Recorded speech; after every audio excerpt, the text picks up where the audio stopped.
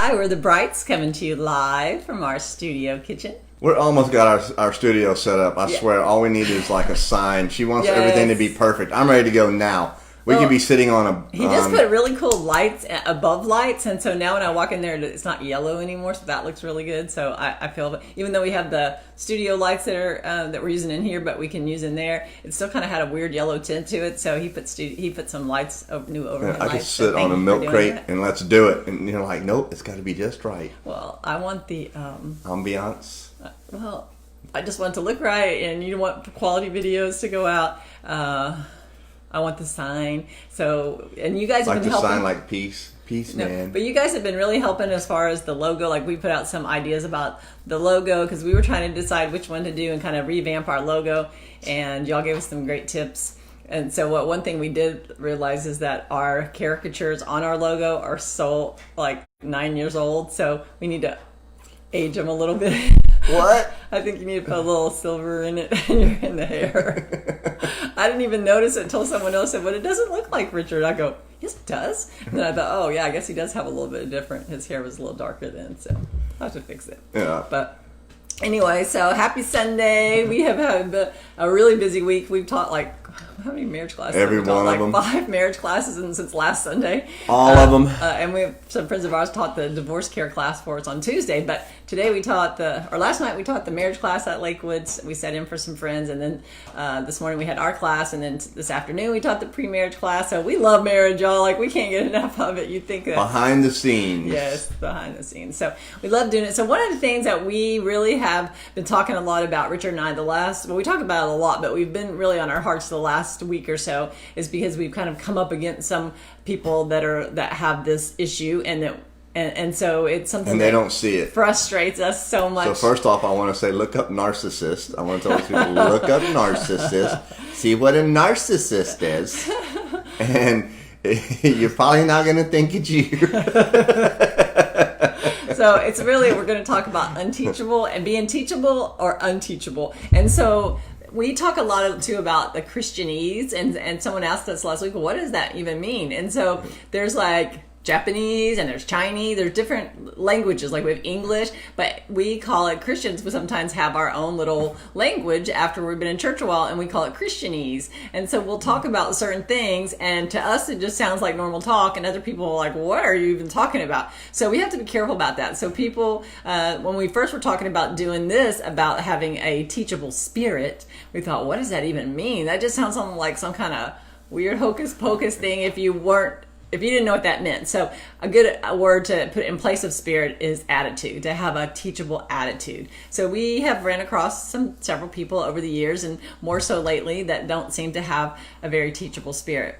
And it's frustrating to us because we see how the potential... our friends from Area 51 are on, man. Whoa. Give a shout out to you guys. Couch. What's up? With the couch. We're only here for the couch. We're not even on a couch. We're on bar stool. We didn't even know what that meant. We need a couch. But we just love y'all. Y'all are so awesome and so much fun. And I'm just glad Thanks for being so supportive. Yes, I'm glad that we did not get all frustrated with y'all last time because we were doing that defensiveness. But anyway, so we're going to talk about having a teachable attitude and whether or not are you teachable or are you unteachable. So one of the things I love about Richard, 16 years into this. Okay, can I say one other thing?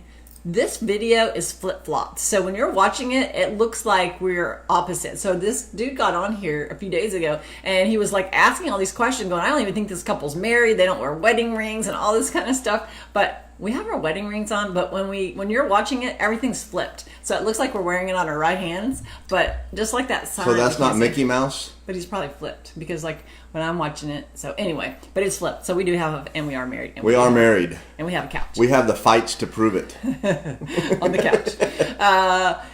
So having a teachable spirit or an unteachable spirit. So one of the things I loved about Richard was that he was always very teachable, and people are like, oh yeah, trainable. That's a good attribute. And I said, not trainable, because it's not about being trained. It's about having a willing heart and a teachable spirit. Yeah. But you always had that. He was always. Well, I got to a point to where what I was doing and trying to control and the way I was trying to live in our marriage, it wasn't working. I mean, we were literally falling apart, and I didn't know what else to do. So I thought, you know what?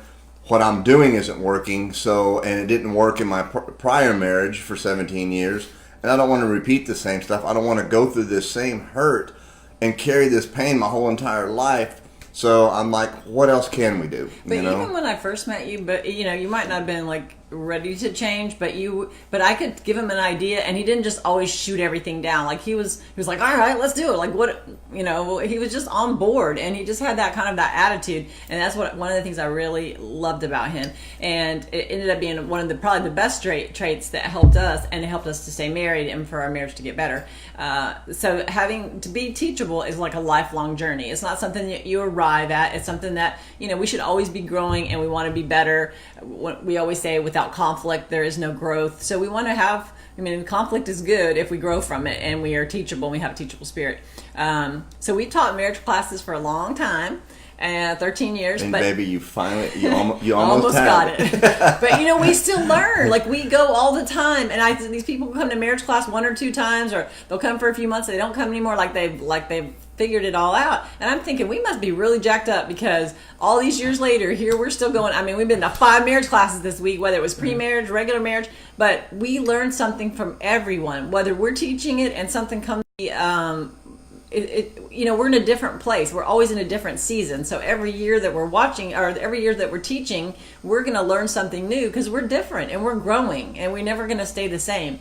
And so we're always learning, and it's just good to always be plugged in and to always be learning. That's right. And so then there's different, like you said, there's different seasons. So you're going to be in a different season. So when you go to a marriage class, let's say today, and you heard something, you might hear that same message. We hear a lot of the same messages because we're teaching classes that sometimes repeat and go on and on. But where we are in a year from now, we're in a different season. So now it means something different to us. Right. Whether we grew from that, and then now we can get it, and we're like, oh, that's so good, or wow, I could not even receive that before because I was so hard-headed. I was talking to one of our participants to come to our class today, and he was talking about how he goes, man, it never seems to fail that when I'm ready to really try and press in, my wife is like, nope.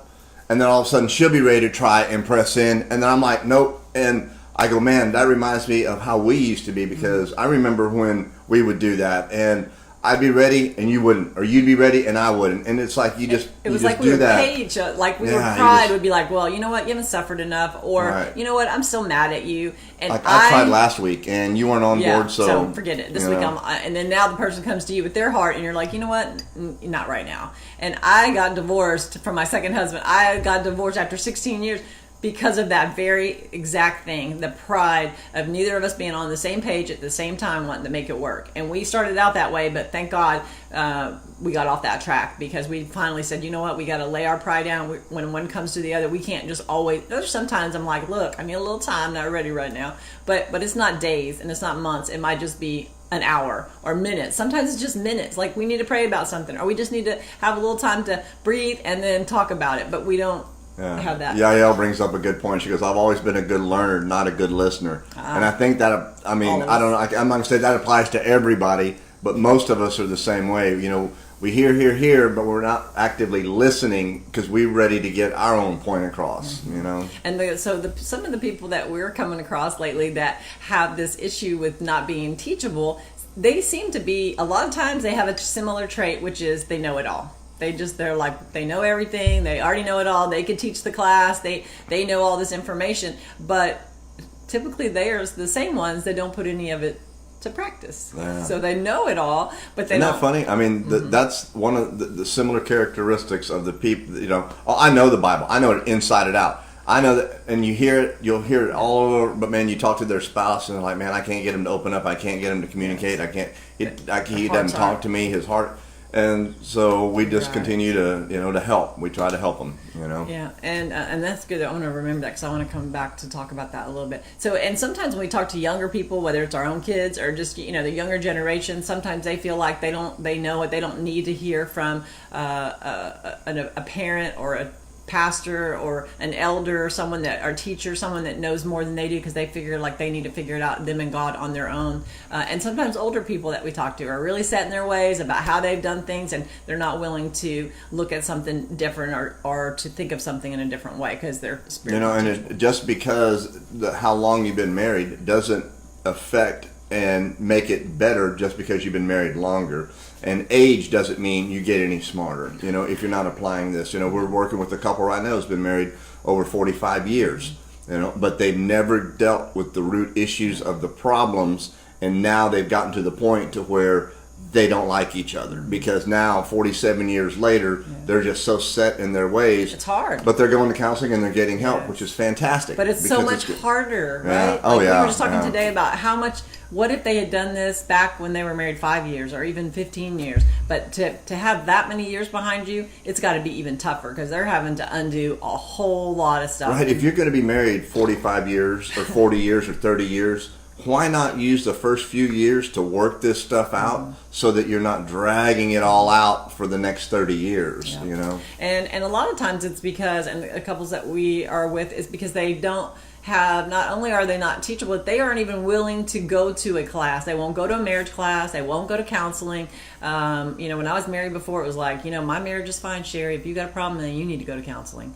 Y'all, we're married. Like, if your spouse has an issue, we need to be teachable. And if your spouse has an issue, you have an issue. Yes, it's we us, have an you know? issue. If that's the like, I had a problem with pornography. So guess what?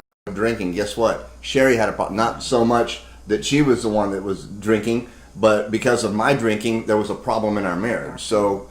So if if your spouse is coming to you and you're not willing to go to a class or go to your, you've got pride, you won't you won't read any books, you won't talk with them about it, you aren't willing to listen, maybe even start out listening to some videos online. There's so much good advice out there. There's some great videos by this couple called the Brights, and they have like 30-some videos right now. But you can watch some stuff together. Some friends of ours told us last week they sat together and just watched one of the videos, and then they talked afterwards. I thought that was so cool, and that really made us feel good that, what we're out there doing it, somebody's actually listening. So if your spouse if you won't go to classes, sometimes we have to go by ourselves. We might need to go to counseling by yourself, go to a class by yourself, and not in a way of, look, if you don't go, I'm going whether you go or not, but just go and learn. Maybe you can learn some stuff, how you can handle things differently instead of badgering that person and on them for not going. Maybe if you love them in a different way, or your delivery is different, you might get them on board to want to go. Sometimes people don't want to go because Misty said that was us. Well, I didn't want to call you out, but thank you. She was talking about watching the video last week. But sometimes some people don't go to things because it's the unknown, and they don't want people to know their business, or they don't know what's going to happen. They think they're going to be called out and it's going to be embarrassing. You got a preconceived notion of what they think it's going to. I did. I'm just being honest. I thought it was going to be, they were going to point out everything that was wrong, and some of the classes were like that, but the one that we have isn't. So no, and also when you're teachable, it's one thing to come to class. So like, let's say you have a couple, and we have several of these couples. They come every week. They come week after week, after month after month, after year after year. We were that couple. Yeah, and there's some that are in our class now that I see them every week. They are as faithful as can be. They are sitting there just, they sometimes they're taking notes, or they're always listening. They're telling us what they're learning. But then when we talk to one of the spouse, they're saying that they're not doing any of the stuff. They're not actually going home and applying what they're learning. So having a teachable spirit is great, learning it, but then now you actually have to put that stuff to practice. You know what? And sometimes it's an unnatural situation. Sometimes it's unnatural. We're not used to doing that because that isn't part of our repertoire. That's not how we grew up. That's not how, sitting down and listening and, oh, okay, well, let's address that. Really, I didn't know it made you feel that way. All right, and you know what I'm talking about. And you're not used to responding that way, so it's another learned behavior that we're trying to put in that we're not used to doing. So we have to have grace with each other, because I remember us teaching class and fighting afterwards because you'd be like. Because couples would come up and go, thank you so much. Our marriage is changing, and our marriage is great now. We love coming to your classes. Y'all are teaching us so much stuff, and we were like, that's awesome. Right. And I get in the car and I'm never going to teach with you ever again if we don't start getting on board. Like, we have to be legit. Like, we cannot keep on doing this year after year, learning this stuff, telling the people, but not going home and doing it ourselves. She was actually saying, when are you going to start being that man that you're telling all these other men to be? So let's get real. Y'all. That's real. And another thing is, both of our parents were married a long time. Richard's parents were married like 25 years until his dad passed away. Mine were married over 50 years. And it sounds like, that's great. Y'all came from some solid, but you know what? No. My parents lived with each other just to see who could outlive the other one. I mean, like just to see who would have a relief and maybe get a few years of relief once the other one was gone. It was like they were just stuck in this. They lived in the same house, but they had figured out how to just function, but they were just stuck. There wasn't any intimacy. There wasn't. I know they loved each other, but they never worked anything out. They didn't really grow. They actually just tolerated each other for over 50 years. And one thing we both said, we do not want to just tolerate each other. We don't want to just say, oh wow, we did it. Yeah, I feel so bad that I've unleashed all of my brokenness and everything that I have brought into life, into this marriage, on my wife. I mean, I really do, because at one point in time I didn't even recognize I was doing it. But now that I know, because I can look back and I know where I was 16 years ago, I know where I was 25 and 30 years ago, and where I am now, and I know the havoc and the destruction and the pain I've unleashed on my wife. So from that, I've been able to grow and guard her heart now, because before I wasn't aware of what I was doing. So wives, just know that sometimes you think, man, I don't see my husband doing that. I wasn't doing it either, but in my heart, I didn't want to do it anymore. I didn't want to be that person. I wanted to be the best I could be for my marriage and for my wife and for my kids. I just didn't know how. Mm-hmm. Misty said they don't like each other, and that's exactly how my parents were. They loved each other, but they did not like each other. And you think, oh, I stayed together for the kids, and that's just so great. But what did it teach us? It didn't show us how to have a sturdy marriage or anything. It showed us that, man, we don't want to be stuck with somebody for our whole life. We want to be with that person our whole life, but we want everything that God has for our life, and it's worth it. It's like worth it when you start pressing in, when you become teachable, and you actually start to change your heart. You actually put that stuff to work, and you actually do it, and it's hard. Y'all, we're human. We're comfortable. We want to stay comfortable. We want to stay in our little comfort zone, do things the way we've always done them. If that person upsets us, we just kind of isolate. But when we press in and we really do this thing called marriage, it has the rewards. I can't even. We talk about it almost every single morning. Because like we want to get this point what across happens to people. is, this is what we're basically saying. Hey, let me see your arm again, or better yet, let me see your heart. Because what I'm going to do is I'm going to rip the Band-Aid off of it. I'm going to open up that wound that's healed, all right? And because it didn't heal properly, and we're going to talk about it again and again and again until you're able to get it all out, and then we're able to sew it back up and let it re-heal again, but heal the right way. So we're going to have to go back through and relive this pain again.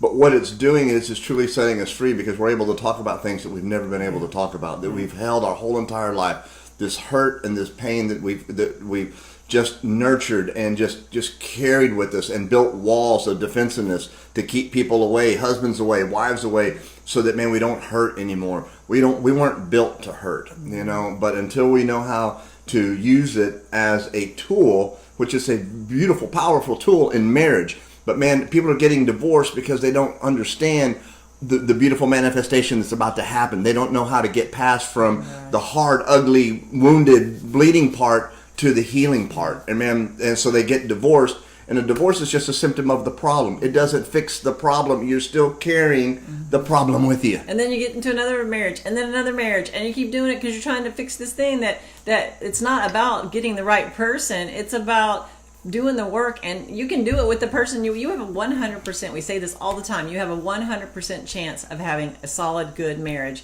with the person that you're married to right now, if you do the work and if they do the work. And it's hard when you're the only one doing the work, but I know for us, for the longest time, I just had to pray, Lord, I don't know, I'm just going to do what I'm hearing and what I'm learning. And I had to finally stop badgering him about it and just trust God. And the more I badgered him about, the more I said, man, what's wrong with me that I don't even have grace with him, and I don't have love for him. I don't even like him. Like, I just had to work on me, and God started working on Richard. When I let that go and let God do his job, that's when things started to change.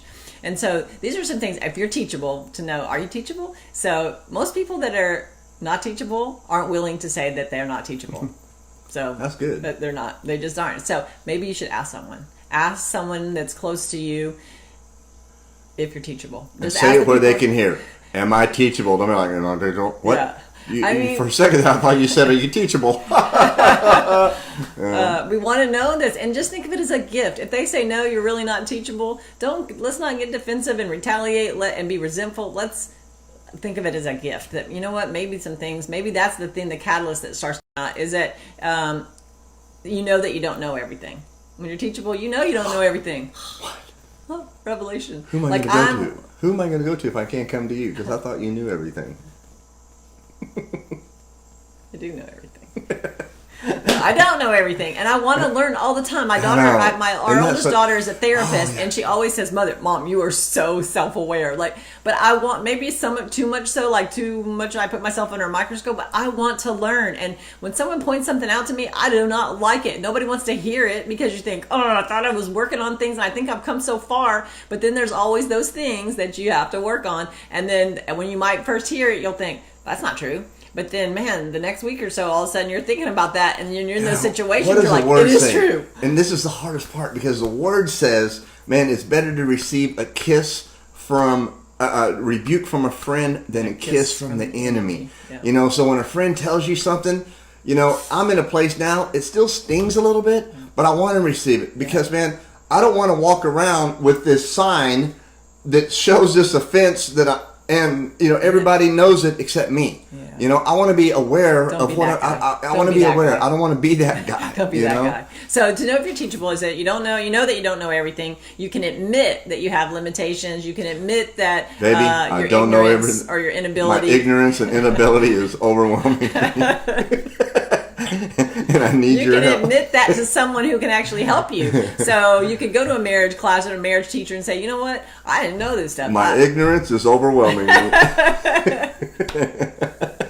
And my inability to understand is, oh man. Anyway, I get it. Okay, so teachable, it means that you can learn from anyone. You can learn from anyone. It doesn't necessarily have to be someone that's an expert. Like I've heard people say, "Well, I'm not going to talk to y'all. Y'all been divorced before. What do you know?"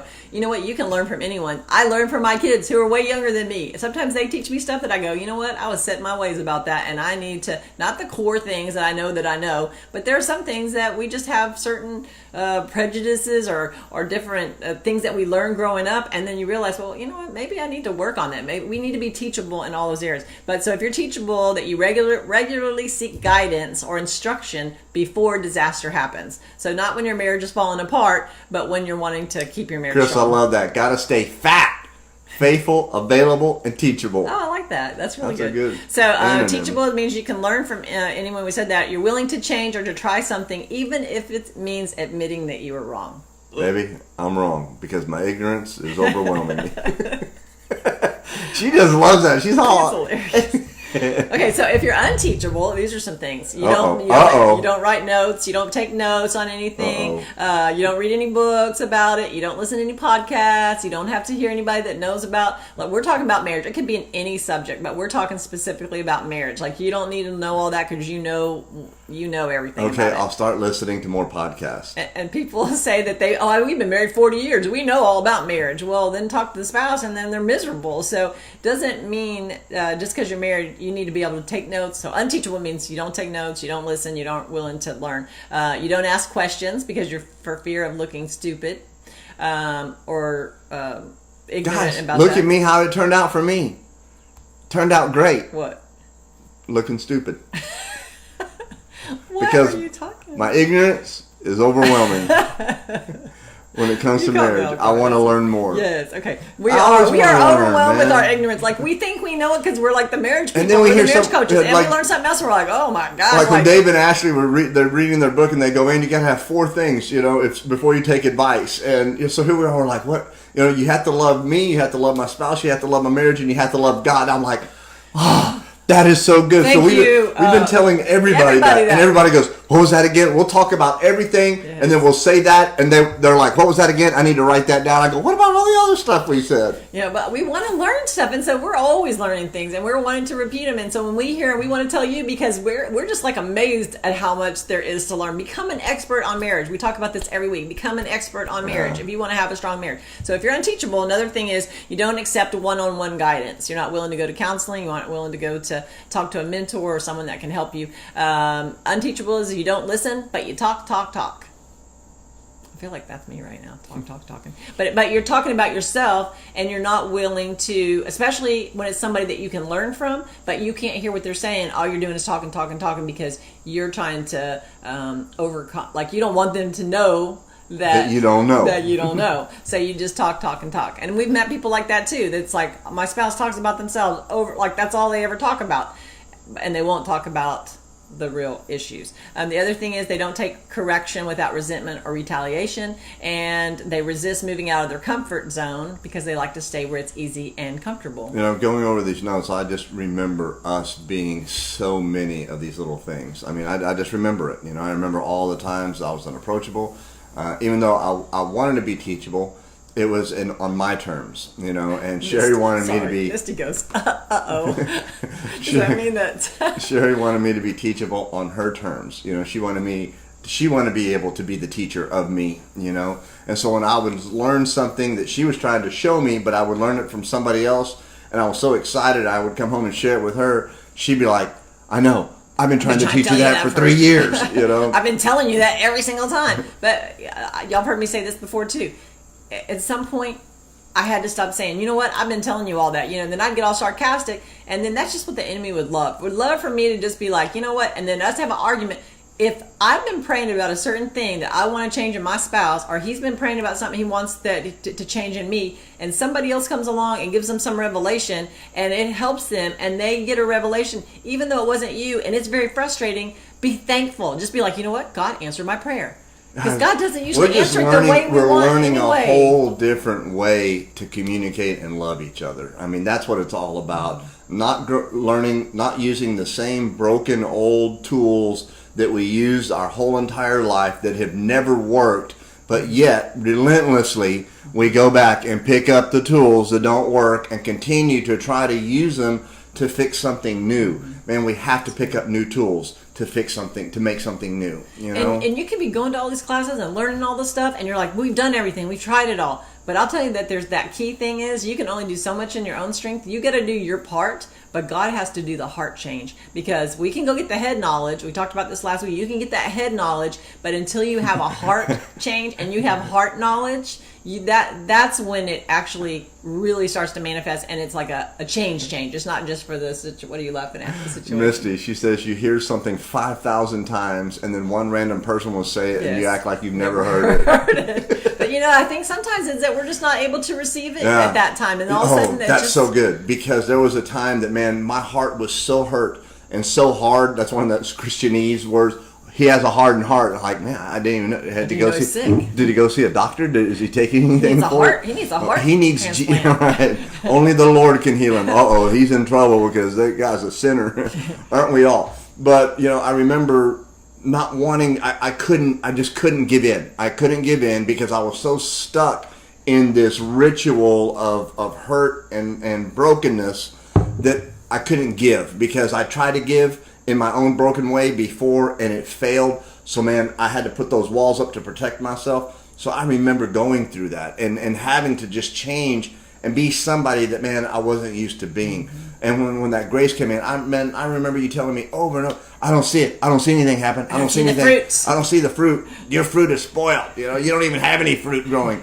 But I remember my heart. I didn't want to be that anymore. I was frustrated and disappointed in myself, and I didn't want to be that man anymore. I just didn't know how to be the right man, and it just wasn't happening fast enough for her or fast enough for me. And I wasn't trusting God to do everything in my strength and just say, okay, Lord, I've done everything that I can do. I'm going to do what I'm supposed to do, and I'm just going to release it and let you do your part. God, I really think now, looking back, it took us so much longer to get to where we are now, not just because of the things that he wasn't doing that weren't right as a husband, but because of my spirit of not being able to just let it go and let God take care of it. Because I could only do the part that I could do, and God had to do the work on Richard, but I was trying to do God's part. Like, God, I got this. Like, I'm going to control it. And I would tell Richard, I said, sometimes I look back now and go, man, I was such a control freak. But because when your spouse, sometimes you might be in a marriage where one of the people is a real control person, and for us it was because Richard wasn't doing what he was supposed to be doing as a man, as a husband, is what we were learning in class. And so I thought, you know what, I'll take care of this family. Somebody's going to run this show. And so I was trying to run this really tight ship without God. I said I had God, but I was doing it all on my own strength, not letting God take it and let Richard make some mistakes, letting him fail some, letting him fall, and being there to help up. I just wanted to control. We're trying to keep all these balls in the air and hope none of them hit the ground. And but sometimes the truth is some of those balls have to hit the ground, and sometimes you just have to let them go. You can't hold on to that ball anymore.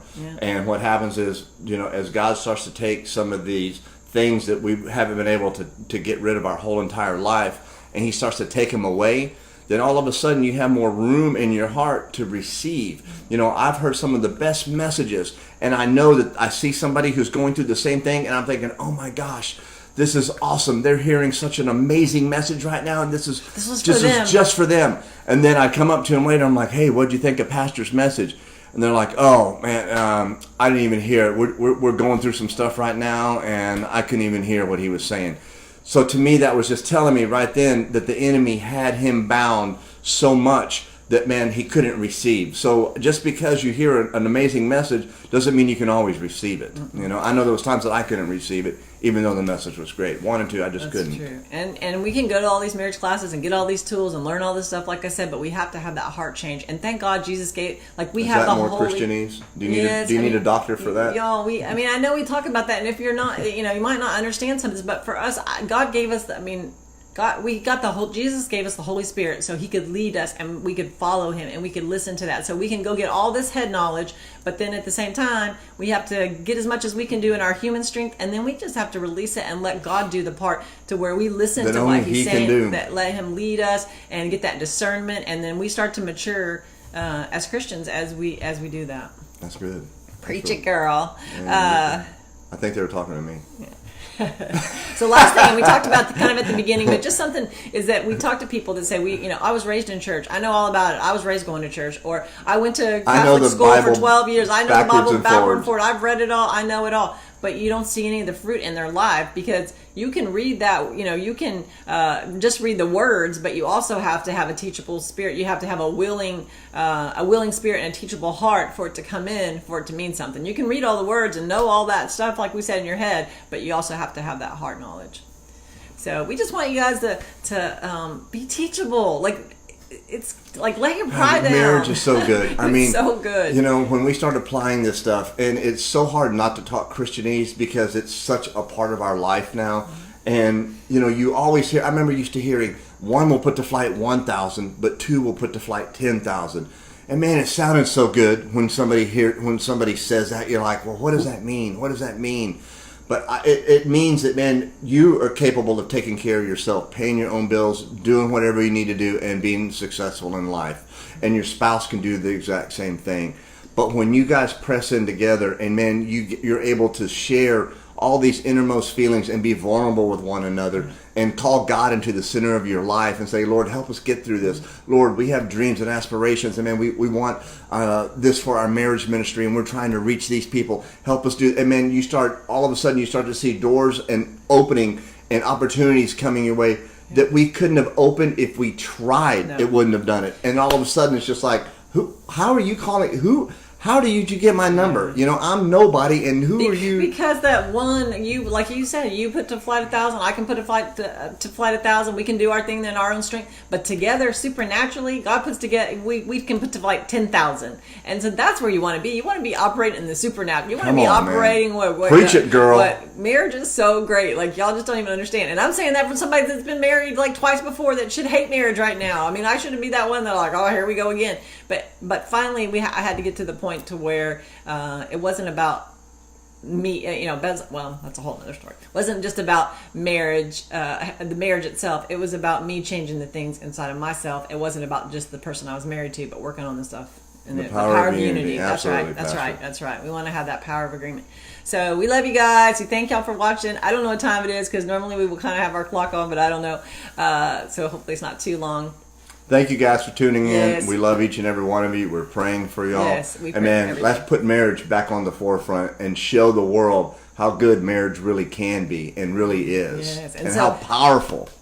Help us by sharing the videos. Just share it on your page. You can just share and say, hey, this is from friends of ours, or just push the share button. We appreciate that a lot. We also have a YouTube channel called The Real Brights, and we'd like to get that up. We really don't know how to make that go, but those videos go on there every week as well. So if for some people they don't get on Facebook, they can also go to YouTube. So we're The Real Brights on YouTube, Instagram, and Facebook. And what else? We have the Spark Marriage Conference coming up at Lakewood Church. So we're super excited about that because we get to do some comedy on Saturday morning. And Michael Jr. is going to be there. The Parrots are going to be there. Shantae Feldhand and her husband, a lot of great marriage. And usually you go to one conference to see one of these people, and they're all going to be here under one roof. Yeah. So I mean, that's a God thing right there, man. Yeah. That's more Christianese. So two things. Misty says it takes 1 second to share the video. Thank you, Misty. And Mike, he reminded me last week, and I still forgot, August the 6th, this is 2019 right now, August the 6th, Tuesday night, coming up week after next, Richard and I do our dinner and a marriage. You can go to our, no, it's not our website. You can go on our Facebook page, The Real Brights, and we have some links there, and you can register for date night. It's called Dinner and a Marriage. It's only $50, and it's for everything. It covers dinner, everything, tip, everything, right? Tax. Good. And if it's your first dinner in a marriage, it's half price, so it's only $25. And guys, thank y'all for your support, and just remember, we're nobody telling everybody about somebody. That's good. All right. So, man, we love you guys. Thank y'all for tuning in. Yep. See you next Sunday.